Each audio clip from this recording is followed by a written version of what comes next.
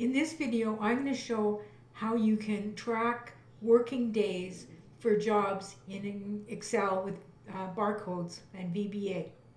So here we have a list of a few jobs here, and this is, I'm pretending I'm a mechanical shop, and so you're going to fix steering, transmission, brake jobs. And so they figure that the steering is going to take them 2 days or 3 days to complete. And so what I'm going to do is I'm going to copy this, and this would be the barcode that you have from the job order. And so I'm going to place it in here.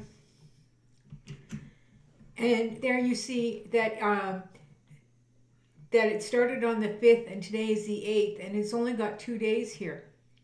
And that's because it's only the working days. So it would be 3 if it was ordinary days. But so let's try another one. Let's put in this job.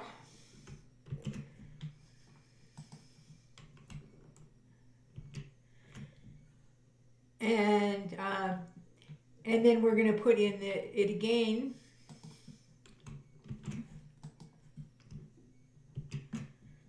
And then so it's been 1 day. It's the day you've been working on, right? And so let's do this last one. And let's change this from the 8th to the 5th, just so we can see how the software is working. Okay, so now let's put in another one.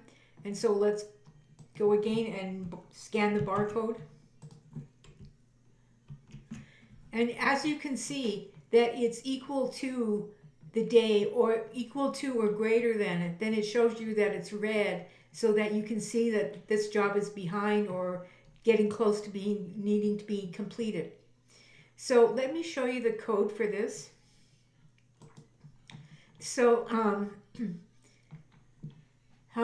it basically is tools in and out, and you're searching for the job number. Now the job number has to be entered manually with the estimate there. Then it's looking down and seeing where the value needs to be in for the start or the end. And we're putting it simply in as month, day, year. And the same thing for the other. Now what it's doing, it's just completing that, and then it's going to call number of days. Number of days is where the magic happens. So we go from the first row 4, which is the start of the sheet, to last row, and we're saying if row 5, which is the completion date, is not equal blank, then what it's going to do is it's going to use application net workdays sheet 1 cells R4 minus today's date, and that's just indicated by the date. And then what we're doing is that if this is greater than, the 6 is greater than or equal to what you have in the estimate file, and that so that we don't get a bunch of numbers, so that sheet 4, which is the start date, does not equal blank, then what you're going to do is you're going to call so that the interior color is equal 3. And the last thing here is the values to make the sheet work automatically. It's basically if anything happens in A2, then you're going to call tools out and application enable events true. I will of course include all the code in the description of my video. Please subscribe.